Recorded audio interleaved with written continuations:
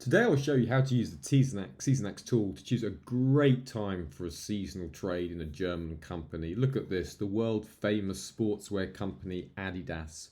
Over the last 15 years, you can just see Adidas has gained nearly 90% of the time, 86.67% winning trade percentage over the last 15 years between the 12th of March and 28th of May.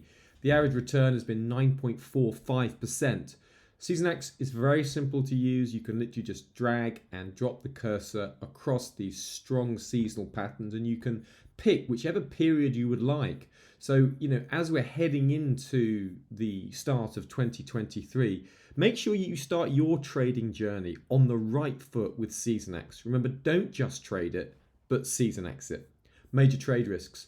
There are trade risks with all seasonal patterns and all trading outlooks. If interest rates seem to be rising too fast, that could cause a broad sell-off in stocks in the near term, which could weaken Adidas stock. Also, if there's any particular bad news for Adidas, that could also weaken the stock around this time. Remember, previous seasonal patterns do not necessarily guarantee future seasonal patterns.